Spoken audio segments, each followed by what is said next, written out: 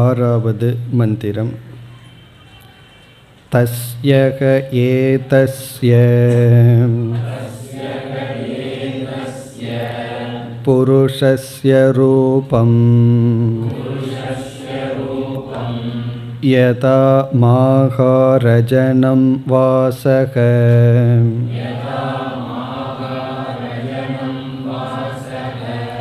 யதா பாண்வாவிகம்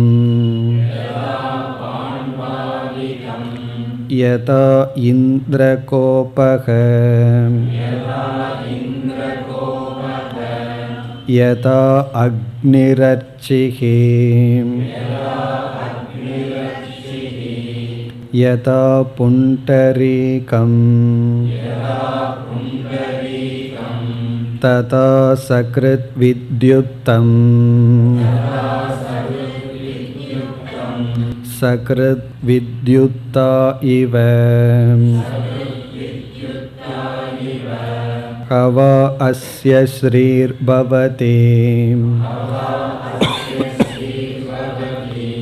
ய ஏவம் வேத அதாத ஆதேஷக நேதி நேதி நகி ஏதஸ்மாதிதி நேதி அன்யத் பரமஸ்தி அத நாமதேயம் சத்யஸ்ய சத்யமிதி பிராணா வை சத்யம் தேஷாமேஷ சத்யம்.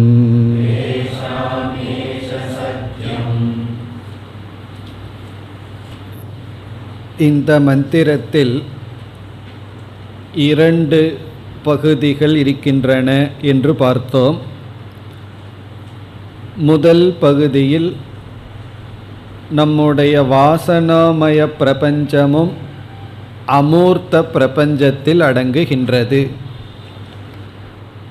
நாம் இந்த உலகத்தை நிஷேதம் செய்யும் பொழுது நம்முடைய வாசனைகளையும் நிஷேதம் செய்ய வேண்டும். அது முதல் பகுதி. இரண்டாவது பகுதி நேதி நேதி என்ற வாக்கியம். இப்பொழுது நாம் முதல் பகுதியினுடைய இறுதி கட்டத்தில் இருக்கின்றோம். புருஷஸ்ய ரூபம் என்ற இடத்தினுடைய விசாரத்தில் இருக்கின்றோம். புருஷக என்ற சொல்லுக்கு சூக்ஷ்ம சரீரம் என்றும், ரூபம் என்ற சொல்லுக்கு வாசனை என்றும் பொருள். அதாவது சூக்ஷ்ம சரீரத்தினுடைய வாசனைகள் விதவிதமாக உதாகரணங்களில் விளக்கப்பட்டது. ஆனால் இந்த புருஷஸ்ய ரூபம், நம்முடைய வாசனைகள் எதை சார்ந்தது என்ற இடம் வரும்பொழுது நாம் சூக்ஷ்ம சரீரத்தை சார்ந்தது என்று கூறுகின்றோம். பலர் வேறு சில கருத்தை கூறுகிறார்கள். அந்த கருத்துக்களை நாம் பார்த்து வந்தோம். அந்த பூர்வபக்ஷங்களை எல்லாம் பார்த்து இறுதியான பூர்வபக்ஷத்திற்கு வந்துள்ளோம். நாம் பார்த்த முதல் பூர்வபக்ஷம் க்ஷணிக விஞ்ஞானவாதி, வாசனாமயம் ஆத்மாவினுடைய சொரூபம் என்று சொன்னான். இரண்டாவது தார்க்கிக மதத்தை சார்ந்தவர்கள் வாசனைகளெல்லாம் ஆத்மாவினுடைய குணம் என்று கூறினார்கள். மூன்றாவது சாங்கியர்கள் வாசனைகள் சூக்ஷ்ம சரீரத்தை சார்ந்தது, அது ஆத்மாவை போல் நித்தியம் என்று சொன்னார்கள். இறுதியாக நாம் பார்க்க இருப்பது பர்த்ரு பிரபஞ்ச மதம். இப்போ இவர்கள் என்ன கூறுகிறார்கள்? புருஷஸ்ய ரூபம் இஸ் ஈக்வல் டு ஜீவாத்மாவினுடைய ரூபம். ஜீவாத்மாவினுடைய சொரூபம் வாசனைகளுடன் கூடி இருப்பது. இந்த ஜீவாத்மா சம்சாரி, பரமாத்மா அசம்சாரி என்று ஜீவாத்ம பரமாத்ம பேதத்தை அவர்கள் கூறுகிறார்கள். இதைத்தான் இப்பொழுது நாம் பார்க்க வேண்டும். ஜீவாத்மா சம்சாரியானவன், பரமாத்மா அசம்சாரி. இப்படி அவர்கள் ஜீவாத்ம பரமாத்ம பேதத்தை கூறும் பொழுது நாம் அவர்களிடம் கேட்கின்றோம், இந்த ஜீவாத்மா பரமாத்மா பேதம் கூறுகின்றாய், முழுமையாக ஜீவாத்மாவும் பரமாத்மாவும் வேறுபட்டிருக்கின்றதா அல்லது ஏதாவது ஒரு சம்பந்தம் இருக்கின்றதா என்று நாம் கேட்கின்றோம். ஜீவாத்மாவுக்கும் பரமாத்மாவுக்கும் வேற்றுமை முழுமையாகவே இருக்கின்றதா, அது ஏதாவது சம்பந்தம் உள்ளதா? பிறகு நாம் மீண்டும் கேட்கின்றோம், அந்த சம்பந்தம் அவயவ ரூபமானதா என்று கேட்கின்றோம். எனக்கும் கையுக்கும் உள்ள சம்பந்தம், இப்போ என்னுடைய கை என்னுடைய அவயவம், அப்படி பரமாத்மாவுக்கும் ஜீவாத்மாவுக்கும் சம்பந்தம் அவயவ ரூபமாக இருக்கின்றதா? அல்லது எனக்கும் புஸ்தகத்திற்கும் போல, நான் வேறு புஸ்தகம் வேறு, இந்த புஸ்தகத்துக்கு எனக்கும் ஒரு கோணத்தில் ஒரு சம்பந்தமும் இல்லை, ஏனென்றால் அது தனிப்பட்ட பொருள், நான் தனிப்பட்ட பொருள். அதற்கு பிறகு நான் சம்பந்தத்தை சொல்லலாம், அது என்னுடைய உடைமை, மமகார சம்பந்தம், இது என்னை சார்ந்தது, அது எனக்கு வேறானது, ஆனால் என்னை சார்ந்தது, நான் அதை உடையவனாக இருக்கின்றேன், அப்படியா என்றெல்லாம் விகல்பங்கள் போடப்படுகிறது. அதாவது என்னுடைய உறுப்பாக இருந்து சம்பந்தம் இருக்கின்றதா, எனக்கு வேறாக இருந்து சம்பந்தம் இருக்கின்றதா, இப்படியெல்லாம் கேட்டு மிக சுருக்கமாக சங்கரர் நீக்கி விடுகின்றார். மகா வாக்கிய விரோதாத் என்ற ஒரே ஹேதுல நீக்கி விடுகின்றார். உன்னுடைய கருத்து மகா வாக்கியத்திற்கு விரோதமாக இருக்கின்றது. மகா வாக்கியத்துக்கு விரோதமாக இருக்கிறதுனால உன்னுடைய கருத்து தவறு, ஜீவாத்மா பரமாத்மா வேறு அல்ல. பிறகு அவன் சொல்லலாம் மகா வாக்கியமே விரோதம் அப்படின்னு அவன் சொல்லலாம். அதை நம்ம பிறகு சொல்லுவோம், மகா வாக்கியம் தாத்பரிய நிச்சயத்தினால் நிர்ணயிக்கப்பட்டு உள்ளது, உபக்கிரம உபசம்ஹாரம் முதலிய ஷட் லிங்கங்களினால் மகா வாக்கியம் நிலைநாட்டப்பட்டு விட்டது. ஆகவே எங்களை பொறுத்த வரைக்கும் மகா வாக்கியம் நிலைநாட்டப்பட்ட விஷயம், அதை தவறு என்று சொல்ல முடியாது என்று கூறி பிறகு இனியொன்றையும் கூறுகின்றார். ஏற்கனவே பிரம்மத்திற்கு மூர்த்தம் அமூர்த்தம்னு துவேவாவ ரூபே என்று சொல்லப்பட்டு விட்டது. மூர்த்தம்னு ஒரு ரூபம், அமூர்த்தம்னு ஒரு ரூபம், இந்த ரெண்டு விதத்தில் தான் பிரம்மன் பரமாத்மா வெளிப்பட்டுள்ளதுன்னு சொல்லப்பட்டிருக்கின்றது. உன்னுடைய கருத்துப்படி பார்த்தா ஜீவாத்மான் ஒரு ரூபம், வாசனான் ஒரு ரூபம், பிறகு தான் பிரம்மனா இருக்கிறதுன்னு 3 ரூபம் வந்துவிடும்.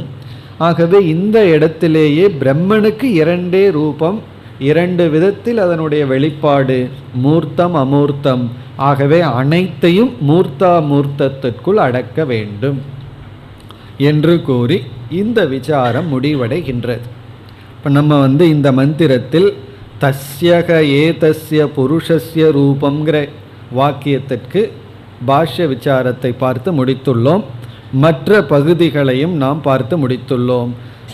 ஹவா அஸ்ய ஸ்ரீர் பவதி ய ஏவம் வேத, இந்த மந்திரத்தினுடைய பாதி பகுதி அது வரைக்கும் பார்த்து முடித்துள்ளோம். இது இந்த மந்திரத்தில் இருக்கிற ஒரு போர்ஷன், ஒரு பகுதி.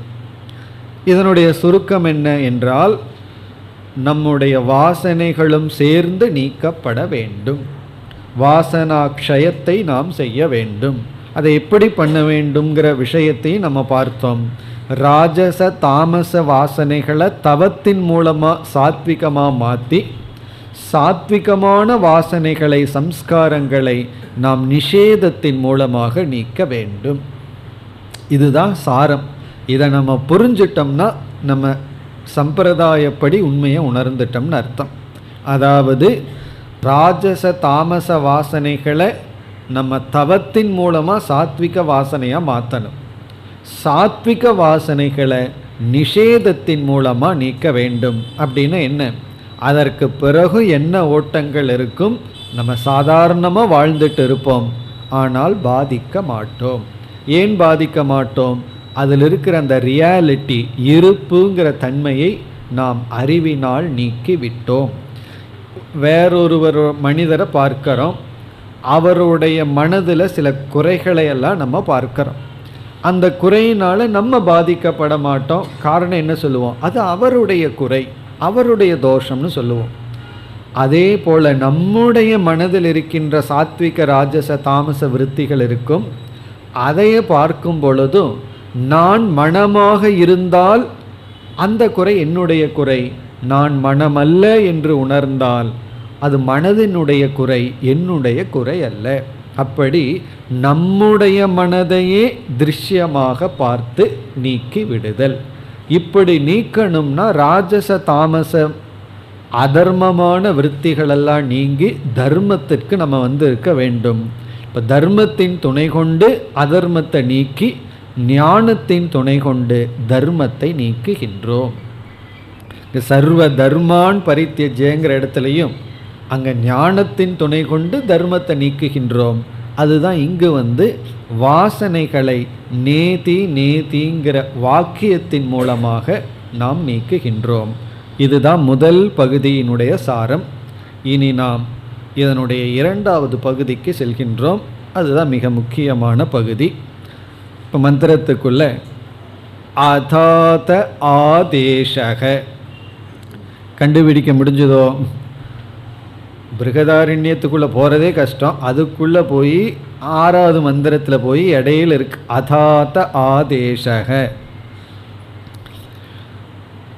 அந்த பகுதிக்கு இப்பொழுது செல்கின்றோம். முதலில் இதனுடைய டிரான்ஸ்லேஷனை மட்டும் பார்ப்போம், மொழிபெயர்ப்பை பார்ப்போம், பிறகு விளக்கத்திற்கு போகலாம். அத அதக ஆதேசக. முதல்ல இதனுடைய சிம்பிள் டிரான்ஸ்லேஷன், பிறகு விளக்கம். முதல் சொல் அத. அத என்றால் பிறகு, தேர் ஆஃப்டர், பிறகு என்று பொருள். பிறகு என்றால் எதன் பிறகு என்ற கேள்வி வரும். பிறகு என்று சொல்லிவிட்டால் எதற்கு பிறகுங்கிற கேள்வி உடனடியாக வருகிறது. இங்கு எதற்கு பிறகு என்றால் அத்தியாரோப அனந்தரம், அத்தியாரோபத்திற்கு பிறகு. பிறகுங்கிறதுக்கு சமஸ்கிருதத்தில் அனந்தரம், ஆஃப்டர்வர்ட்ஸ், அனந்தரம் அர்த்தம், லேட்டர், பிறகு. அத்தியாரோபத்திற்கு பிறகு அப்படி ஒரு பொருள். அல்லது சத்தியஸ்ய சத்தியம்ங்கிற லட்சணத்தில் முதல் சத்தியத்தை விளக்கியதற்கு பிறகு, சத்தியஸ்ய பத வியாக்கியான அனந்தரம். சத்தியஸ்ய சத்தியம்ங்கிற இடத்துல, சத்தியத்தின் சத்தியம்ங்கிற இடத்துல சத்தியத்தின் என்கின்ற சொல்லை விளக்கியதற்கு பிறகு. அத என்றால் பிறகு, பிறகு என்றால் சத்தியத்தினுடைய சத்தியம் என்ற இடத்தில் சத்தியத்தினுடைய என்ற முதல் சத்தியத்தை விளக்கியதற்கு பிறகு, சத்தியஸ்ய பத வியாக்கியான அனந்தரம். இனி அடுத்த சொல் அதக. அதக என்றால் தேர்ஃபோர், ஆகவே அப்படின்னு அர்த்தம். முதல் அதன பிறகு, செகண்ட் அதக என்றால் தேர்ஃபோர், ஆகவே. ஆகவே என்றால் என்ன? இரண்டாவது சத்தியம் விளக்கப்பட வேண்டி இருப்பதனால், த்விதீய சத்திய வியாக்கியாதத்வாத். அதாவது சத்தியசிய சத்தியம்ங்கிற லட்சணத்தில் இரண்டாவது சத்தியம் விளக்கப்பட வேண்டி இருப்பதனால். என்ன, முதல் சத்தியம் விளக்கப்பட்டு விட்டது. இப்போ முதல் சத்தியத்தினுடைய விளக்கத்திற்கு பிறகு இரண்டாவது சத்தியம்ங்கிற சொல் விளக்கப்பட வேண்டி இருப்பதனால். அல்லது பிரம்ம ஞானார்த்தம், பிரம்ம ஞானத்திற்காக, பிரம்மத்தை விளக்குவதற்காக, பிரம்மஸ்வரூப ஞானாய அப்படின்னு அர்த்தம். அதகன தேர்ஃபோர், பிரம்மத்தினுடைய சொரூபத்தை விளக்க வேண்டி இருப்பதனால். இனி அடுத்த சொல் ஆதேசக. ஆதேசக இஸ் ஈக்குவல் டு உபதேசக. உபதேசம். உபதேசத்துக்கு என்ன டிரான்ஸ்லேஷன் சொல்றது? உபதேசம்தான், விளக்கம், எக்ஸ்பிளனேஷன், விளக்கம், உபதேசம். பிறகு அதனால் உபதேசம், அதான் டிரான்ஸ்லேஷன். எதற்கு பிறகு? அத்தியாரோபத்திற்கு பிறகு. ஆகவே, ஆகவேங்கிறதுக்கு இனியொரு சொல்லும் சொல்லலாம், அபவாத தேவைப்படுவதனால், அபவாதம் தேவைப்படுவதனால், அதக அல்லது இரண்டாவது சத்தியம் விளக்கப்பட வேண்டி இருப்பதனால் உபதேசக, இப்பொழுது உபதேசம் வருகின்றது. எதற்கு உபதேசம்? பிரம்மத்தை உணர்த்த, பிரம்ம ஞானத்தை கொடுக்க இப்பொழுது உபதேசம் வருகின்றது. இப்போ இந்த உபதேசம் எதற்காக? அதகங்கிறதுல பிரம்ம ஞானாயன்னு பார்த்தோம். பிரம்ம ஞானத்திற்கான உபதேசம் இப்பொழுது வருகிறது. உடனே அடுத்தது என்ன வரும்? பிரம்ம ஞானத்திற்கான உபதேசம். பிரம்மத்தை புரிந்து கொள்ள, பிரம்மத்தை நாம் உணர்ந்து கொள்ள அல்லது அறிந்து கொள்ள உபதேசம் வருகின்றது. அந்த உபதேசம் என்ன? இங்கு எது உபதேசம்? அதான் அடுத்த இரண்டு சொற்கள். நேதி நேதி, இதுதான் உபதேசம். இங்க உபதேசம்னு சொல்லப்பட்டது இதுதான். விளக்கம், டீச்சிங் இதுதான். எதற்கு டீச்சிங்? எதற்கு உபதேசம்? பிரம்ம ஞானத்திற்கு, பிரம்மத்தை புரிந்து கொள்ள, பிரம்மத்தை பற்றிய அறிவை அடைய இது உபதேசம். எது? நேதி நேதி. நேதிங்கிற வார்த்தையை நம்ம பிரிக்க வேண்டும். பிரிச்சா ந இதி. நேதிங்கிறத நம்ம பிரிக்கும் பொழுது ந அப்படின்னு ஒரு சொல், இதி அப்படிங்கிற ஒரு சொல். பிறகு இரண்டாவதுக்கும் அதே தான். நேதி நேதினா ந இதி ந இதி. இதுதான் பிரம்மத்தை உபதேசிக்கின்ற வாக்கியம். நேதி நேதி ந இதி ந இதி. இதற்கு நம்ம பல அர்த்தங்களை பார்க்க போகின்றோம். அந்த விளக்கத்தை எல்லாம் பிறகு பார்ப்போம். இனி அடுத்ததையும் நம்ம முடித்து விட்டு பிறகு இந்த நேதி நேதிங்கிறதுக்கு விளக்கத்திற்கு வரலாம். அடுத்த பகுதி என்னவென்றால், நேதி நேதிங்கிறது தான் பிரம்மத்தை விளக்கிற மிக பெஸ்ட், மிக நல்ல உபதேச முறை அப்படின்னு சொல்லப்படுகிறது. ஆக்சுவலி அடுத்த பகுதி நேதி நேதிங்கிற உபதேசத்தினுடைய பெருமை, உபதேசத்தினுடைய மகிமை. உபனிஷத்தே இங்கே என்ன சொல்கிறது? இதற்கு மேலே வேற நல்ல விதத்தில் பிரம்மத்தை விளக்க முடியாது. எப்படி சத்தியசிய சத்தியம்ங்கிறது பிரம்மத்திற்கு உயர்ந்த மேலான லட்சணம்னு சொல்லப்பட்டதோ, அதே போல நேதி நேதிங்கிறதுக்கு மேலே பெஸ்ட் ஃபார்ம் ஆஃப் டீச்சிங், இதற்கு மேலே உத்தமமான விதத்தில் உபதேசம் பண்ண முடியாது. அதுதான் அடுத்த போர்ஷன். ஆகவே சத்தியசிய சத்தியம்ங்கிறது சரிதான், அப்படி முடிவுரை வருகின்றது.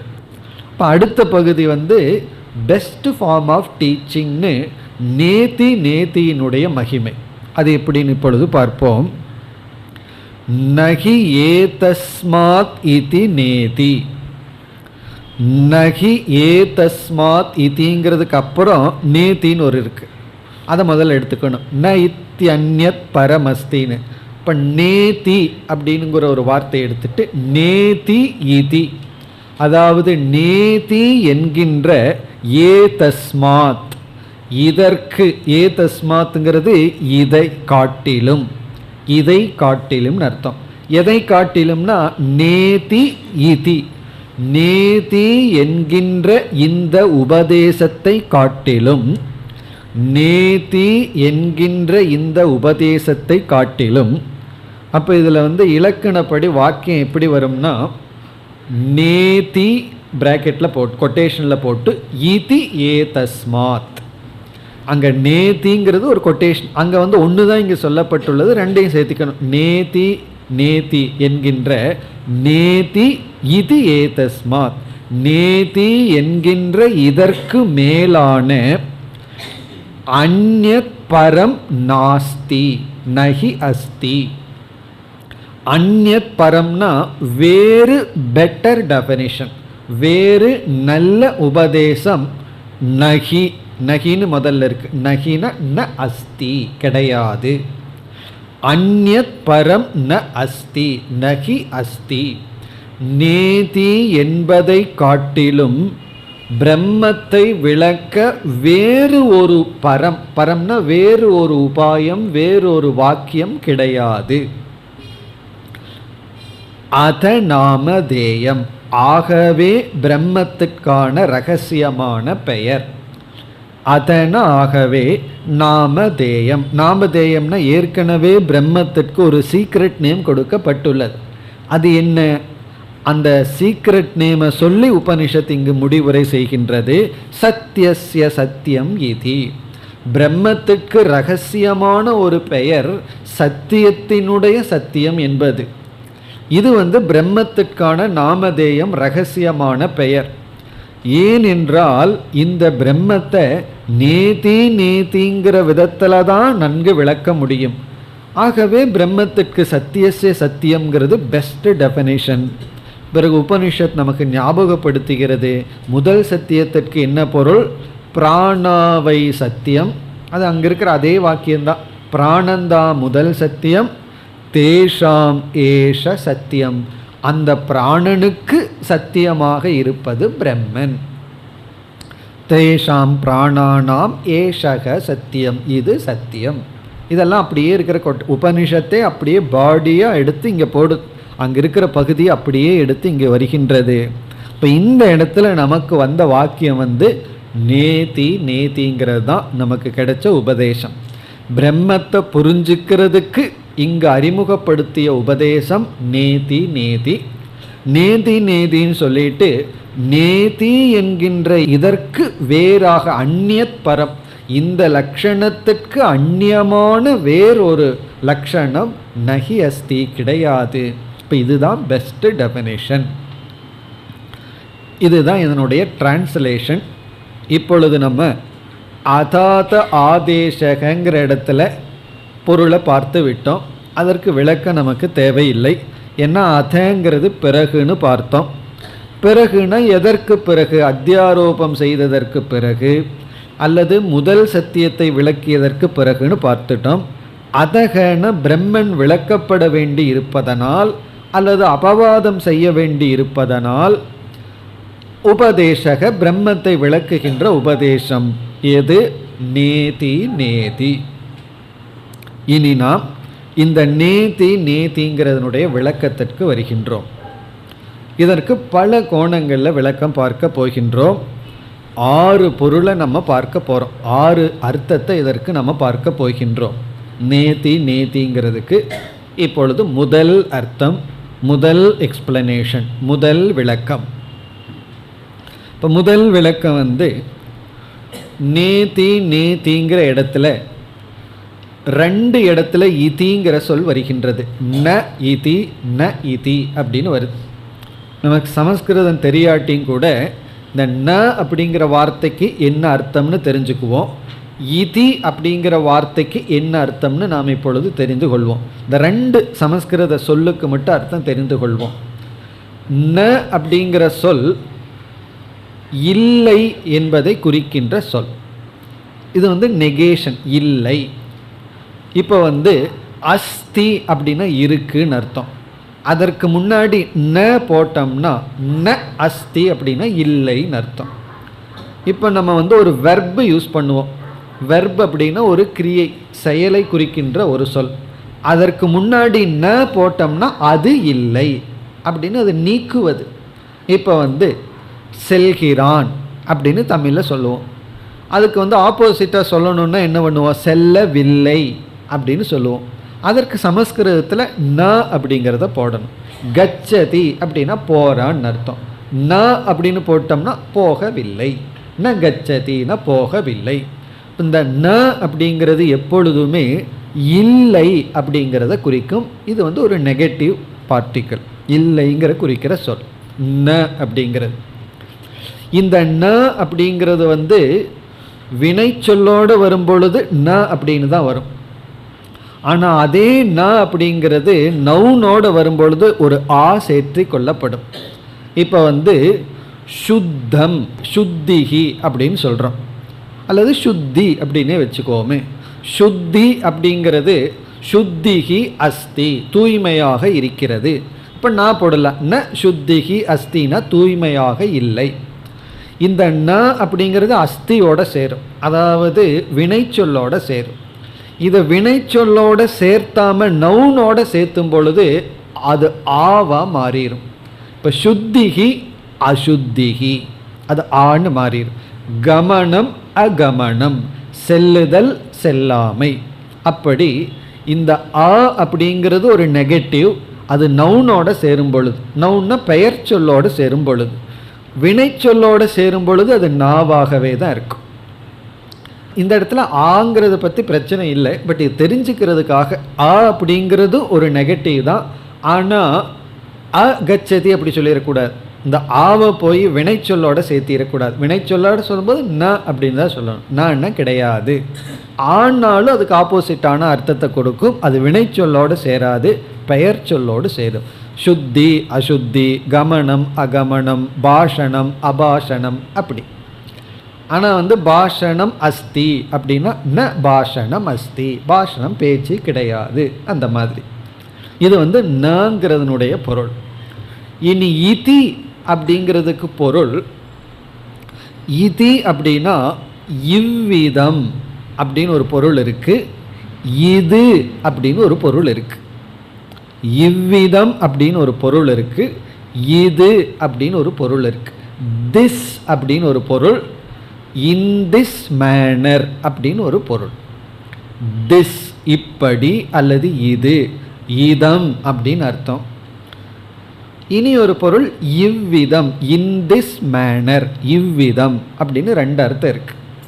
அதாவது நான் ஒரு வாக்கியத்தை சொல்லி இந்த மாதிரி அவர் சொன்னார் அப்படிங்கிற இடத்துல ஈத்தின்னு சொல்லலாம்.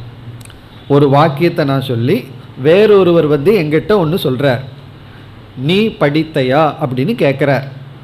நான் சொல்கிறேன் நீ படித்தையா என்று அவர் கேட்டார். இந்த இதிங்கிறது தமிழில் என்று அப்படின்னு சொல்லலாம். இவ்விதமாக, என்று, இவ்விதமாக. ஆங்கிலத்தில் தஸ், இவ்விதம், அப்படியெல்லாம் பல அர்த்தம் இருக்குது. இப்போ இந்த இடத்துல அதெல்லாம் விட்டுட்டு இதிங்கிறதுக்கு இந்த இடத்துல அர்த்தம் இது, இதம் அப்படின்னு எடுத்துக்கிறோம். திஸ் அப்படின்னு எடுத்துக்கிறோம். நாட்டு தஸ்ன்னு எடுத்துக்கல, திஸ்ன்னு எடுத்துக்கிறோம். தஸ்ன்னு ஒரு அர்த்தம் இருக்கு, அது பூர்வபக்ஷியினுடைய அர்த்தம். இது திஸ் அப்படின்னு அர்த்தம். திஸ்னா இது, சமஸ்கிருதத்தில் இதம், தமிழில் இது, முன்னாடி இருப்பது. இதி அப்படின்னா இது அப்படின்னு அர்த்தம். இது அப்படிங்கிறதுக்கும் இதி அப்படிங்கிற சொல் பயன்படுத்தப்படுகிறது. அப்போ ரெண்டையும் சேர்த்துனா என்ன அர்த்தம் கிடைக்குது? ந இதி அப்படின்னா இது இல்லை. இப்போ இது இதிங்கிறதுக்கு என்ன அர்த்தம்? இது, திஸ். நங்கிறத சேர்த்திட்டோம்னா இது இல்லை. இந்த இடத்துல அஸ்திங்கிறத புரிஞ்சுக்கணும். ஏன்னா நாங்கிறது வெர்போட தான் வரும். நேதி அப்படின்னா ந இதம் அஸ்தி, அதுதான் இதனுடைய ஃபுல் டிரான்ஸ்லேஷன். நேதிங்கிறத சமஸ்கிருதத்தில் சென்டென்ஸாக சொல்லணும்னா இதம் ந அஸ்தி, இதம் ந அஸ்தி, இது இல்லை. நேதி இஸ் ஈக்குவல் டு ந இதி.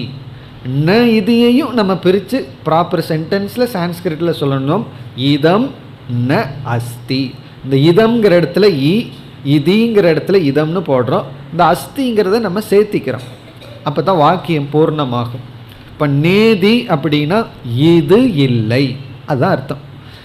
கடைசியில் திடீர்னு கிராமருக்கெல்லாம் போய் ஏன் திடீர்னு குழப்புறீங்க, ஒழுங்காக அர்த்தத்தை சொல்லிடுங்கன்னு சொன்னால் சரியான அர்த்தம் இது இல்லை, அவ்வளோதான். அது முதல் நீதி. ரெண்டாவது நீதிக்கு என்னென்னா அதே தான், இது இல்லை. இது அவயவார்த்தம்னு சொல்கிறது. அவயவார்த்தம்னா அங்கே இருக்கிற ஒவ்வொரு சொல்லுக்கு என்ன அர்த்தம் அப்படின்னு பார்த்தோம். இப்போ நம்ம முதல் அர்த்தத்துக்கு போகிறோம். நம்ம 6 அர்த்தத்தை பார்க்க போகிறோம்னு சொல்கிறோம். இப்போ ஃபஸ்ட்டு மீனிங்குள்ளே போனோம்னா முதல் அர்த்தத்தில் இதி இதின்னு 2 இது இருக்கே, இந்த 2 இதுக்கும் ஒரே அர்த்தம்தான். இப்போ முதல் எக்ஸ்பிளனேஷன், முதல் விதமான விளக்கத்தில் 2 இதுக்கு ஒரே அர்த்தம்தான். ஏன்னா இரண்டாவது எக்ஸ்பிளனேஷன்லேருந்து ஒரு இதுக்கு ஒரு அர்த்தம், இனியொரு இதுக்கு இனியொரு அர்த்தமாக போகுது. ஒவ்வொரு இதுக்கு ஒவ்வொரு அர்த்தம்னு பார்க்க போகிறோம். ஆனால் ஃபஸ்ட் எக்ஸ்பிளனேஷனில் முதல் விளக்கத்தில் 2 இதுக்கு ஒரே அர்த்தம்தான், சேம் மீனிங். 2 நாவுக்கும் சேம் மீனிங். இப்போ இதிங்கிறதுக்கு என்ன அர்த்தமோ அதே அர்த்தம்தான் இரண்டாவது நேதிக்கு. முதல் நேதிக்கு ஒரு அர்த்தம், இரண்டாவது நேதிக்கு ஒரு அர்த்தம்னு ரெண்டாவது எக்ஸ்பிளனேஷன்லேருந்து பார்ப்போம். இப்போ முதல் விளக்கத்தில் முதல் இதிக்கும் இரண்டாவது இதிக்கும் அல்லது முதல் நேதிக்கும் இரண்டாவது நேதிக்கும் ஒரே அர்த்தம்தான் பார்ப்போம். முதல் புரிஞ்சிட்டது ஒரே அர்த்தம், நேதி நேதி. இப்போ என்ன அர்த்தம் அப்படின்னா, இதி அப்படிங்கிறதுக்கு திருஷ்யம் என்று பொருள். இதி அப்படின்னா திருஷ்யம். சிதாபாஸ்யம் அப்படின்னு அர்த்தம். சிதா அப்படின்னா சைத்தன்யத்தினால், பாஸ்யம்னா விளக்கப்படுவது, சைத்தன்யத்திற்கு விஷயமாக வருவது. அதை சுருக்கமாக சொன்னால் திருஷ்யம். திருஷ்யம் திருஷ்யம் என்றால் பார்க்கப்படுவது, சைத்தன்யத்திற்கு பொருள், ஆப்ஜெக்ட் ஆஃப் கான்சியஸ்னஸ், சைத்தன்யத்தினுடைய பொருள். சைத்தன்யத்திற்கு பொருள்னு என்ன?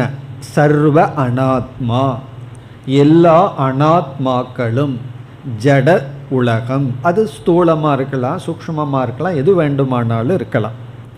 அப்போ ஈதி அப்படின்னு சொன்னால் சைத்தன்யத்துக்கு விஷயமாக இருக்கின்ற அல்லது திருஷ்யம், அனைத்தும் அறியப்படுகின்ற அனைத்தும். இப்போ முதல் நேதிங்கிறதுல என்ன அர்த்தம் கிடைக்குது? பிரம்மன்கிறது நாம் எந்த பிரம்மத்தை புரிஞ்சுக்கிறோமோ அது பார்க்கப்படும் பொருள் அல்ல. அதுதான் பிரம்மத்திற்கான விளக்கம்.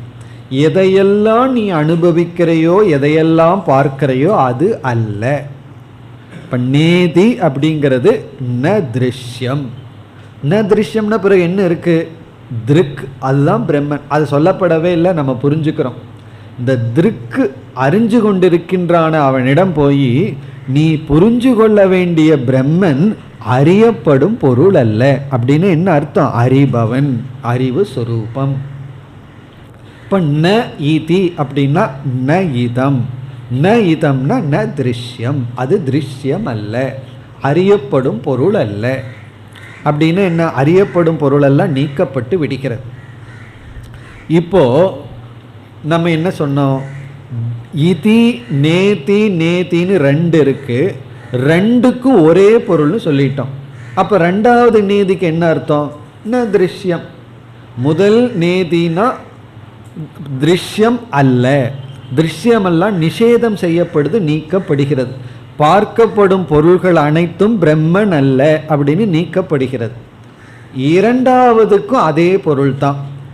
உடனே நமக்கு வேதாந்தம் படிச்சிருந்தோம் அப்படின்னா ஒரு தோஷம் ஞாபகத்துக்கு வரணும். உன்னையே திருப்பி சொன்னால் அதுக்கு என்ன தோஷம்னு பேர்? புனருக்தி தோஷம்னு பேர். உன்னையே திருப்பி சொல்கிறது. இப்போ ஏற்கனவே நேத்தின்னு சொல்லி திருஷ்யம்னு நீக்கியாச்சு. அப்போ இரண்டாவது நேதிக்கு வேறொரு பொருள் தானே வரணும். ஆனால் நம்ம என்ன சொல்லிட்டோம்? முதல் விளக்கத்தில் இரண்டாவது நேதிக்கும் அதே அர்த்தம் சொல்லிட்டோம். அப்போ மீண்டும் சொன்னதே திருப்பி வருகின்றது. இங்கு புனருக்தி தோஷம்னு நம்ம சொல்ல போகிறதில்ல, ஆனால் புனருக்தி தான். சொன்னதே திருப்பி சொல்லப்படுகிறது, ரெண்டு முறை சொல்லப்படுகிறது. சில சமயம் ஒரு முறை சொன்னால் உனக்கு ஏறாதுன்னு ரெண்டு முறை சொல்கிறாங்கல்ல. ஒரு முறை சொன்னால் நீ கேட்க மாட்டேன், ரெண்டு முறை சொல்லணும்னு சொல்கிறோமல்ல. அதே போல் உபனிஷத்து நமக்கு ஒரு முறை சொன்னால் உள்ளே போகாதுன்னு ரெண்டு முறை சொல்கின்றது. நேதி நேதி, இது அல்ல இது அல்ல, நீ எதையெல்லாம் பார்க்குறையோ அது பிரம்மன் அல்ல. இப்படி நம்ம வேண்டுமென்றே அறியாமையில் திரும்ப திரும்ப சொன்னால் தான் அது புனருக்தி தோஷம். தெரியாமல் சொன்னால், தெரிஞ்சே நம்ம வேண்டுமென்றே திரும்பி திரும்பி சொல்வதற்கு ஒரு விதமான பிரயோகம் இருக்கின்றது. அதுக்கு சமஸ்கிருதத்தில் வீப்சா என்று பொருள். வீப்சா, வீப்சான்னா தெரிஞ்சே வேண்டுமென்றே திரும்ப திரும்ப அதே வார்த்தையை பயன்படுத்துறது. ரிப்பிட்டிஷன், தெரிஞ்சிட்டே அதே வார்த்தையை திரும்பவும் பயன்படுத்துதல், அதற்கு பேர் வீப்சா. உதாரணம் சொன்னால் உங்களுக்கு ஈஸியாக புரிஞ்சிடும். சமஸ்கிருதத்திலேயே சொன்னாலே உங்களுக்கு புரிஞ்சிடும், தமிழ்லேயே சொல்ல வேண்டாம். கிராமோ கிராமோ ரமணீயக, அதுதான் இலக்கணத்தில் கொடுக்குற உதாரணம். கிராமோ கிராமோ ரமணீயக, ரமணீயம்னா அழகாக இருக்கிறது. கிராமோ கிராமோ ரமணீயம்னா ஒவ்வொரு கிராமமும் அழகாக இருக்கிறது. கிராமோ கிராமம்னா எல்லா கிராமமும் அழகாக இருக்கிறது. இப்போ தமிழில் சொல்லணும்னா, அவர் வீடு வீடாக சென்று பிக்ஷை எடுத்தார், அல்லது ஓட்டு கேட்டார், அல்லது என்ன வேணாலும் சொல்லலாம். வீடு வீடாக சென்று ஓட்டு கேட்டார் அப்படின்னு என்ன அர்த்தம்? எல்லா வீட்டுக்கும் சென்றுள்ளார். நான் கிராமம் கிராமமாக சென்றேன் அப்படின்னு சொன்னா என்ன அர்த்தம்? கிராமம் கிராமமாக நான் சென்றேன், நான் எல்லா கிராமத்துக்கும் சென்றேன் அர்த்தம். இப்போ வீப்சா அப்படின்னா ஒன்றையே 2 முறை அல்லது பல முறை திருப்பி சொல்றது. எதற்கு வீப்சா, எந்த அர்த்தத்தில் நம்ம இந்த வீப்சையை பண்ணுவோம்னா, வீப்சா வியாப்தி அர்த்தம் அப்படின்னு சொல்லப்படுகிறது. வியாப்தி அர்த்தம் அப்படின்னு சொன்னா டு கவர் எவ்ரிதிங், எல்லாத்தையும் கவர் பண்றதுக்கு வீப்சா, எதையும் மிச்சம் வைக்காம. இப்போ ஒரு கிராமம் இருக்கு, அந்த கிராமத்தில் ஒருவர் எல்லா வீட்டுக்கும் போய் ஏதோ ஒரு விஷயத்தை சொல்றார் அல்லது ஓட்டு கேட்குறாருன்னு வச்சுக்குவோமே. அப்போ அவர் சொல்றார், நான் இந்த கிராமத்தில் வீடு வீடாக போய் ஓட்டு கேட்டேன் அப்படிங்கிறார். இந்த வீடு வீடாக ஒவ்வொரு வீட்டிலும் அப்படின்னு அவர் சொல்றதனுடைய அர்த்தம் எந்த வீட்டையும் அவர் மிச்சம் வைக்கலன்னு அர்த்தம். எல்லா வீட்டையும் கவர் பண்ணியிருக்காருன்னு அர்த்தம். நான் இந்த தேசத்தில் இருக்கல, இந்த டிஸ்ட்ரிக்டில் இருக்கிற எல்லா கிராமத்தையும் போய் பார்த்துட்டு வர விரும்புகிறேன். எல்லா கிராமத்தையும் நான் பார்த்துட்டேன்னு வச்சுக்குவோமே. அப்போ நான் என்ன சொல்லலாம்? கிராமம் கிராமம் ஒவ்வொரு கிராமத்தையும் நான் பார்த்துள்ளேன் அப்படின்னு அதை முழுமையாக்க வீப்சா செய்யப்படுகிறது. அதையே திரும்ப சொல்லப்படுகிறது. அப்படி இங்க நேதி நேதிங்கிறதுனுடைய முதல் விளக்கம் வீப்சா. வீப்சான ரிப்பீட்டேஷன், திரும்ப திரும்ப 2 முறை சொல்வது. எதற்கு சொல்கின்றோம் அப்படின்னா, இந்த நேதிங்கிற இதி இருக்கே, அதில் எதையும் மிச்சம் வைக்க கூடாது, எல்லாத்தையும் முடிச்சிடணும்னு அர்த்தம். எதையும் மீதி வைக்க கூடாது அப்படின்னு என்ன அர்த்தம்? சர்வ அனாத்ம தியோதனார்த்தம். சர்வ அனாத்மாவை, தியோதனார்த்தம்னா காட்டுவதற்கு, எல்லா அனாத்மாக்களையும் சேர்த்தி கொள்ள வேண்டும். நம்ம நீக்கும் பொழுது, நிஷேதம் செய்யும் பொழுது எந்த ஒரு அனாத்மாவை மீதி வச்சிடக்கூடாது. அதை காட்ட நேதி நேதி என்ற வீப்சா முறையில் உபதேசம். இந்த நிஷேதத்தை பற்றி மீண்டும் கடைசியாக பார்க்க போகிறோம். இந்த நிஷேதம் எப்படி பிரம்ம ஞானத்தை கொடுக்குது, அது எப்படி அனாத்மாவை நிஷேதம் பண்ணுறதுனால அனாத்மா மித்யாவாயி பிரம்மன் அத்வைதமாகுதுன்னு கடைசியாக விளக்கம் பார்க்க போகிறோம். இப்போ இந்த வார்த்தைகள் எந்த விதத்தில் லட்சணங்கள் செயல்பட்டு இருக்குன்னு இப்போ பார்த்துட்டு வர்றோம். இதிங்கிறதுக்கு அர்த்தம் சொல்லி அது எப்படியெல்லாம் செயல்படுதுன்னு பார்த்துட்டு கடைசியில் அந்த நாவை பார்த்து அது எப்படி நிஷேதம் அல்லது அபவாதம் மித்யாத்துவத்தை காட்டுதுன்னு பார்க்க போகிறோம். அதை கடைசியில் நம்ம புரிந்து கொள்வோம். இப்போ முதல் விளக்கம், நேதி நேதிங்கிறதுக்கு 2 இதிக்கு ஒரே அர்த்தம்தான். இதி அப்படின்னா அறியப்படுவன, திருஷ்யம், அனைத்தும். இந்த அனைத்துங்கிறத காட்டுவதற்காக வீப்சா ரிப்பீட்டேஷன். சர்வங்கிற வார்த்தையும் போட்டுக்கலாம். சர்வம், இதம் சர்வம், இவைகள் அனைத்தும் நீக்கப்படுதுன்னு போடலாம். ஆனாலும் பொதுவாக சர்வம்ங்கிறதுக்கும் சர்வம்னு அர்த்தம் எப்பொழுதும் வருவதில்லை. சர்வம்ங்கிற அர்த்தம் என்றைக்குமே சங்கோச்சத்துடன் வரும். சங்கோச்சம்னா ஒரு ஏரியா வரைக்கும் தான் போகும். இப்போ ஒரு ஆசிரமம் இருக்குது. இப்போ அந்த ஆசிரமத்தில் ஆசிரியரை அமர்ந்து கொண்டு எல்லாம் வந்தாச்சான்னு கேட்குறார். அப்போ எல்லாம்ங்கிறதுக்கு என்ன அர்த்தம்? எல்லா மாணவர்களும் கிளாஸுக்கு வந்தாச்சான்னு தான் அர்த்தம். எல்லாம் வந்தாச்சான்னா வாட்ச்மேனு, குக்கு எல்லாமே வந்தாச்சான்னு அர்த்தம் கிடையாது. ஆனால் அவர் எல்லாம் சாப்பிட்டாச்சான்னு அர்த்தம் கேட்டால் என்ன அர்த்தம்? ஆசிரமத்திற்குள்ளே இருக்கிற எல்லாம் சாப்பிட்டாங்களான்னு அர்த்தம். மாணவர்கள் மட்டுமல்ல, அங்கே ஒர்க் பண்ணுறவங்களும் கூட. ஆனால் எல்லாம்ங்கிறதுக்கு ஊரில் இருக்கிறவங்க எல்லாம்னு அர்த்தம் கிடையாது. அந்த ஆசிரமத்தில் யாருக்காக குக் பண்ணுறதுன்னு பிளான் இருக்கோ அவர்கள் எல்லாம். இப்போ எல்லாம்னு சொல்லும் பொழுதே எல்லா நேரத்திலையும் எல்லாம்ங்கிறதுக்கு எல்லாம்ங்கிற அர்த்தமே கிடையாது. அந்தந்த இடத்துக்கு தகுந்த மாதிரி தான் சர்வங்கிற அர்த்தத்துக்கே அர்த்தம் இருக்குது. அப்படித்தான் நம்ம பழகிட்டு வந்திருக்கோம். அந்த எண்ணத்தில் நேதிங்கும்போது நம்ம கொஞ்சம் அனாத்மாவை மட்டும் எடுத்துக்குவோம். எந்த அனாத்மா நம்ம டிஸ்டர்ப் பண்ணலையோ அதை மட்டும் நேதி பண்ணிடுவோம். இந்த டிஸ்டர்ப் பண்ணுற அனாத்மா இருக்குவே அதை நேதி பண்ண மாட்டோம், அதை நம்ம விட மாட்டோம், அதை நம்ம வேண்டான்னு விட்டுற மாட்டோம். அப்போ நம்ம என்ன புரிஞ்சுக்கணும், நேதிங்கிறதுல சர்வம், சர்வம்னா என்னுடைய மனம் என்னுடைய உபாதி முதல் கொண்டு எல்லாம் போயாகணும், மீதி இல்லாமல் போயாகணும். இந்த கோன் ஐஸ்கிரீம் சாப்பிட்ற மாதிரி அந்த கோனையும் சேர்ந்து சாப்பிட்ருவோம், எதையும் மீதி வைக்க மாட்டோம். கையில் எடுத்தால் ஏதோ ஒரு பெரிய ஆப்ஜெக்ட் இருக்கும், உள்ள ஐஸ்கிரீம் இருக்கும், கடைசியில் பார்த்தா ஒன்றுமே இருக்காது. இந்த நேதிங்கிறது கோன் ஐஸ்கிரீம் சாப்பிட்ற மாதிரி, அதையும் சேர்ந்து எந்த கண்டெய்னர் ஐஸ்கிரீமை வச்சுருந்ததோ அதையும் சேர்ந்து நம்ம உள்ளே விழுங்கிடுறது போல சர்வ அனாத்மா, எல்லா அனாத்மாக்களும் நீக்கப்பட வேண்டும். ஆகவே வீப்சா, ஆகவே ரிப்பிட்டேஷன், நேதி நேதி. இப்போ இங்கே நேதிங்கிறதுல சர்வம், நம்முடைய வாசனாமய பிரபஞ்சம், மூர்த்த பிரபஞ்சம், அமூர்த்த பிரபஞ்சம், பிறகு இவைகள் எல்லாமே நீக்கப்படுகின்றது. இது முதல் விளக்கம். இப்போ முதல் விளக்கத்தில் நேதி நேதி என்றால் இதினா இவை அறியப்படுவன, ந இது பிரம்மன் அல்ல, இது இப்பொழுது நீக்கப்படுகிறது, நிஷேதம் செய்யப்படுகிறது. இப்போ இந்த இடத்துல நமக்கு ஒரு சந்தேகம் வரலாம், இந்த இதை நீக்கிறதுக்கும் பிரம்ம ஞானத்துக்கு என்ன சம்பந்தம்னு ஒரு சந்தேகம் வரணும். இப்போ நம்ம எதற்கு வந்திருக்கோம், உபதேசம் எதற்குன்னா பிரம்மத்தை புரிஞ்சுக்கிறதுக்கு உபதேசம்னு ஆரம்பித்து நேதம்னு சொன்னால் அது எப்படி பிரம்மத்தை விளக்கும், அதை நம்ம கடைசியில் பார்க்க போகிறோம். இந்த நேதிங்கிற நிஷேதம் எப்படி பிரம்மத்தை விளக்குறதுங்கிறது பிறகு பார்ப்போம். இப்போ இந்த இடத்துல நேதி என்றால் அனாத்மா அனைத்தும் நீக்கப்படுகிறது. இந்த சர்வம்ங்கிறதுக்கு சர்வம்னு அர்த்தம், எல்லாமே தான் அப்படிங்கிறதுக்காக 2 முறை சொல்லப்படுகிறது வீப்சா என்ற அர்த்தத்தில். இது ஃபர்ஸ்ட் மீனிங், முதல் அர்த்தம். இனி இரண்டாவது விளக்கம். இரண்டாவது விளக்கம் வீப்சா அல்ல அப்படின்னு என்ன அர்த்தம், முதல் இதிக்கு ஒரு அர்த்தம், இரண்டாவது இதிக்கு வேறொரு அர்த்தம். அதுதான் இனிமேல் வர்ற விளக்கங்கள் எல்லாம்.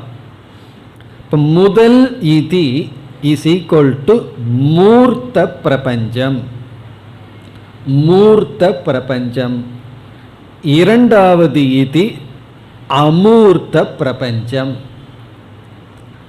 முதல் இதி மூர்த்தம், இரண்டாவது இதி அமூர்த்தம். நம்ம பார்த்த முதல் விளக்கத்தில் முதல் இதிலேயே மூர்த்தமும் அமூர்த்தமும் வந்துடுது, எல்லாமே வந்தாச்சு. ஆனால் இரண்டாவது விளக்கத்தில் 2 இதி எதற்கு அப்படின்னு கேள்வி வரும் பொழுது இந்த அனைத்து அனாத்மாக்களையும் மூர்த்தம் அமூர்த்தம்னு பிரித்து வச்சுருக்கோம். எல்லாத்தையுமே மூர்த்தம் அமூர்த்தம்னு பிரித்து வச்சுருக்கோம். அந்த மூர்த்தத்துக்கு ஒரு நேதி, ந இதினா இந்த மூர்த்தம் பிரம்மன் அல்ல, மூர்த்தம் நிஷேதம் செய்யப்படுகிறது. இரண்டாவது இதியில் இந்த அமூர்த்தம் நிஷேதம் செய்யப்படுகிறது. அந்த அமூர்த்தத்துக்குள்ள வாசனைகளும் அடங்குகின்றது. இப்போ மூர்த்தாமூர்த்தத்தை நிஷேதம் செய்ய நேதி நேதி. இப்போ முதல் இதி மூர்த்தம், அது பிரம்மன் அல்ல, அது நிஷேதம் நீக்கப்படுகிறது, இல்லைன்னு சொல்லப்படுகிறது. இரண்டாவது இதி அமூர்த்தம், அதுவும் இல்லை என்று சொல்லப்படுகிறது. இப்போ இந்த பொருள் இந்த செக்ஷனுக்கு பொருந்தி வர்ற மாதிரி இருக்கும். என்ன, இந்த மூர்த்தாமூர்த்த பிராமணத்தில் என்ன பண்ணி வச்சுருக்கோம், எல்லா அனாத்மாவையும் மூர்த்தம் அமூர்த்தம்னு பிரித்து வச்சுருக்கோம். இப்போ இந்த நேதி நேதி எப்படி வேலை செய்யுது, மூர்த்தத்துக்கு ஒரு நேதி, அமூர்த்தத்துக்கு ஒரு நேதி, ஆளுக்கு ஒரு நேதி, சரியாக போச்சு. வேறு ஏதாவது இருக்கான்னா மூர்த்தாமூர்த்தத்துக்கு மேலே வேறு ஒன்றும் கிடையாது. ஆகவே நேதி நேதிங்கிறதுனுடைய இரண்டாவது பொருள் மூர்த்தம் அமூர்த்தம் இவைகளினுடைய நிஷேதம். இது இரண்டாவது பொருள். இப்போ முதல் பொருளில் பார்த்தோம்னா முதல் இதிக்குள்ளேயே மூர்த்தமும் அமூர்த்தமும் அடங்கி விடுகிறது. அது எப்படி அடங்குதுன்னா வீப்சாவில் அடங்குது. இது அல்ல இது அல்லன்னு 2 முறை சொல்லும் போதே எல்லாம், எல்லாம்னு சொல்லும் போதே மூர்த்தா மூர்த்தம் அடங்கி விடுகிறது. இனி 3வது பொருள், முதல் இதிக்கு ஜீவ உபாதிகி, ஜீவனுடைய உபாதி. 2வது இதி நீங்களே சொல்லிடலாம் ஈஸ்வர உபாதி, ஈஸ்வரனுடைய உபாதி. முதல் இதி ஜீவனுடைய உபாதி, 2வது இதி ஈஸ்வர உபாதி. பூர்ணமதத்தில் அதான் பார்த்தோம். இதம் பூர்ணம் அதக பூர்ணம், அதுவும் பூர்ணம் இதுவும் பூர்ணம்னு சொல்லும் பொழுது ஜீவ ஈஸ்வர உபாதியை வச்சுட்டு அங்கே விளக்கம் கொடுத்தோம். அந்த அடிப்படையில் பார்க்கும் பொழுது இப்போ என்ன பண்ணுறோம், ஜீவனிடம் இருக்கின்ற உபாதியை நிஷேதம் பண்ணுறோம். ஒரு இதி ந இதி. பிறகு 2வது இதி ஈஸ்வரனுடைய உபாதியை நிஷேதம் செய்கிறது. நிஷேதத்துக்கு அப்புறம் என்ன இருக்குன்னா 2 உபாதியும் போயிட்டா இருக்கிறது ஒரே ஒரு பூரணம் பிரம்ம. அந்த நிஷேதத்துக்கு ஆதாரமாக என்ன இருக்கோ அது பிரம்மன், அது ஒன்று தான். அந்த இடத்துல உபனிஷத் சைலண்ட் ஆகிடுது. மௌனத்திலேயே வியாக்கியானம்ங்கிறதா இந்த இடம். மௌனம் வியாக்கியானம் சொல்கிறோமே, அந்த இதின்னு சொன்னதுக்கப்புறம் நேதி நேதின்னு சொன்னதுக்கப்புறம் ஒன்றும் செய்யலை. பிறகு இந்த 2ம் ஜீவ உபாதி ஈஸ்வர உபாதி நீக்கிட்ட என்ன இருக்குன்னா அங்கே சொல்கிறதுக்கு ஆள் இல்லை, கேட்கறதுக்கு ஆள் இல்லை, இருக்கிறது பிரம்மம் மட்டும்தான். இது 3வது பொருள். இனி எல்லாம் இதே பேட்டர்னில் தான் போகும். இதுக்கு எவ்வளோ வேணாலும் கொடுக்கலாம். நம்ம 6 மட்டும் எடுத்திருக்கோம். 4வது முதல் நேதி காரியஸ்ய நிஷேதம், காரிய பிரபஞ்சம். 2வது நேதி காரணம், காரிய காரண நிஷேதம். இதுலேயும் ஒரு அழகு இருக்கு, காரிய காரண நிஷேதம். நம்ம காரியத்தை நிஷேதம் பண்ணிடுவோம் மித்தியான்னு சொல்லி, ஆனால் காரணத்தை நிஷேதம் பண்ணுறது கஷ்டம். அதையும் நம்ம நீக்க வேண்டும். அது எப்படி காரணத்தை நிஷேதம் பண்ண முடியும் என்றால், இங்கு இந்த உலகம் காரியமாக இருக்கு. இந்த உலகமே எதெல்லாம் வெளித்தோற்றத்திற்கு வந்துள்ளதோ அதெல்லாம் காரியம். இந்த வெளித்தோற்றத்திற்கு வந்துள்ளது என்ன அப்படின்னா நாம ரூபம். நாம ரூபந்தான் இப்போ இதாக இருக்கு, வெளித்தோற்றத்திற்கு வந்துள்ளது, அது காரியம். இந்த நாம ரூபம் இருக்கே, அந்த நாம ரூபம் காரண அவஸ்தையிலிருந்து வெளியே வந்துள்ளது. அந்த காரண அவஸ்தையில் இருக்கிற நாம ரூபந்தான் காரணம்னு இங்கு நாம் சொல்கின்றோம். இப்போ பிரம்மன் என்னன்னா காரிய காரணத்திற்கும் ஆதாரம், காரியத்திற்கும் காரணத்திற்கும் ஆதாரமாக இருக்கிறது பிரம்மன். காரியம்ங்கிறது நாம ரூபத்தினுடைய வெளிப்பாடு, காரணம்ங்கிறது நாம ரூபம் பீஜ அவஸ்தையில் இருக்கின்ற நிலை, மாயா அவஸ்தையில் இருக்கின்ற நிலை. இந்த இடத்துல காரணத்தை மாயைனும் காரியத்தை பிரபஞ்சமும் சொல்கிறோம்.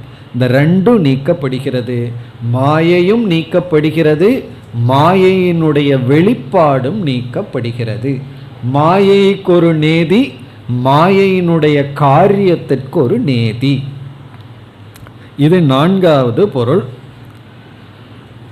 5வது மிக சுலபமானது, வியஷ்டி சமஷ்டி நிஷேதம். அத்தியாத்மம் வியஷ்டி, அதி தெய்வம் சமஷ்டி. இப்போ ஒரு நேதி வியஷ்டியை நீக்குது, அத்தியாத்ம பிரபஞ்சம். இனி ஒரு நேதி அதி தெய்வம். இங்கு ஏன் இப்படி எடுத்துக்கொள்கிறோம் அப்படின்னா, இந்த இடத்திலேயே மூர்த்தமே அவ்விதம் பிரிக்கப்பட்டது. மூர்த்தமே அத்தியாத்மம் அதி தெய்வமாக பிரிக்கப்பட்டது, உங்களுக்கு ஞாபகம் இருக்கும். அமூர்த்தமும் அத்தியாத்மம் அதி தெய்வம்னு பிரிக்கப்பட்டது. அதாவது மூர்த்தத்தில் அத்தியாத்மங்கிறது சரீரம், பிறகு அமூர்த்தத்தில் பிராண தத்துவம் அப்படின்னா சூக்ஷ்ம சரீரம்னு பார்த்தோம். அதே போல் அதி தெய்வத்தில் மூர்த்தம்ங்கிறது 2 கண்ணுக்கு தெரிகிற 2 பூதங்கள், அமூர்த்தம்ங்கிறது 3 பூதங்கள், அப்படியெல்லாம் நம்ம பிரிச்சிருக்கோம்.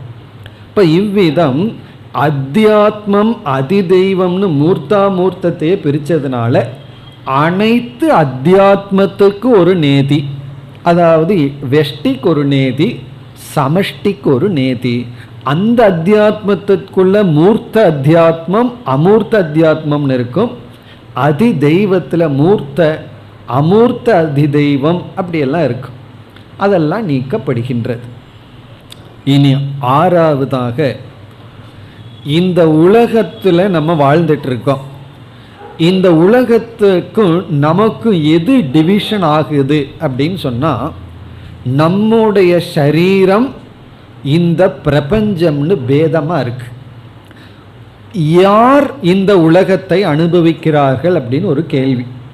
இந்த உலகத்தை அனுபவிக்கிறது யார் அப்படின்னு கேட்டால் ஆத்மான்னு சொல்லக்கூடாது. ஏன்னா ஆத்மா சாட்சி, அது என்றைக்குமே அனுபவிக்கிறது இல்லை, அது என்றைக்குமே சாட்சி ஸ்வரூபமாக இருக்கு. பிறகு யார் அனுபவிக்கிறார்கள் அப்படின்னா அனாத்மா. அடுத்த கேள்வி, அனுபவிக்கப்படும் பொருள் என்ன? அதுவும் அனாத்மா. அனுபவிக்கப்படும் பொருளும் அனாத்மா, அனுபவிப்பவனும் அனாத்மான்னு சொன்னால் ஒரு குழப்பம் நமக்கு வருது. எப்படி? அனுபவிப்பவன் சேத்தன சொரூபமாகத்தான் இருக்கணும், அறிவு சொரூபமாகத்தான் இருக்கணும். அதுதான் ஆத்மா. ஆத்மா என்னைக்கு அனுபவிக்கிறது இல்லை. அனுபவிக்கப்படும் பொருள் ஜடம் அச்சேதனம்.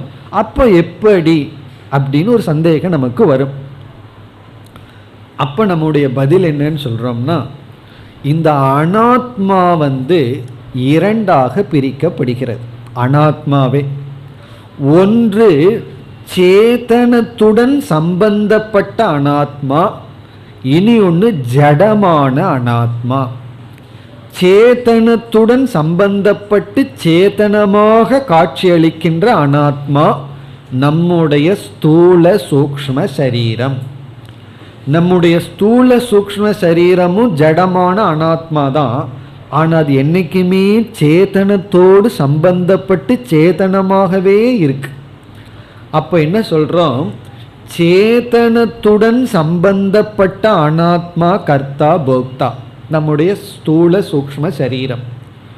பிறகு ஜடமான ஜெகத் அப்படின்னு பிரிச்சிடுறோம். இப்போ இந்த அனாத்மா இருக்கே, இந்த அனாத்மாவில் ஜடமான ஜெகத்தை நிஷேதம் பண்ணுறது கொஞ்சம் சுலபம். பிறகு சேதனமாக தெரிஞ்சிட்டு இருக்க நம்ம சரீரம் இருக்கே, அதையும் நிஷேதம் பண்ணணும். அது கொஞ்சம் கடினம். நம்ம உடல் நம்ம மனதையும் பண்ணணும். ஆகவே ஆறாவது பொருள் ஷரீர நிஷேதத்திற்கு ஒரு நேதி, ஜெகத் நிஷேதத்திற்கு ஒரு நேதி. ஷரீரத்திற்கு ஒரு நேதி, ஜெகத்திற்கு ஒரு நேதி. ரெண்டுமே அனாத்மாதான், ரெண்டுமே திருஷ்யந்தான். ஆனால் உடல்னு வரும்பொழுது திருஷ்யம்னு புரிஞ்சுக்கிறது கஷ்டம். ரோட்டில் பார்க்குறேன், எவ்வளவோ மிருகங்களெல்லாம் போயிட்டுருக்கு, நாய் ஓடுது, ஏதோ ஓடிட்டுருக்கு, அது திருஷ்யம், நீ அல்ல, புரிஞ்சுக்குவோம். அதை போய் நம்மளும் சொல்லிகிட்டு இருக்க மாட்டோம். ஆனால் சரீரம்னு வரும்பொழுது நான் அல்லன்னு சொல்கிறது கஷ்டமாக இருக்குது. காரணம், உடலாக இருக்கின்ற அனாத்மா சூக்ஷ்ம சரீரத்தோடு சேர்ந்து என்றைக்குமே ஒரு சேத்தனமாக இருக்குது. ஆகவே இந்த ரெண்டு விதத்தில் அனாத்மா பிரியப்பட்டுள்ளது. என்னைக்குமே போக்கியமாக இருக்கிற ஒரு அனாத்மா, கர்த்தா போக்தாவாக இருக்கின்ற அனாத்மா.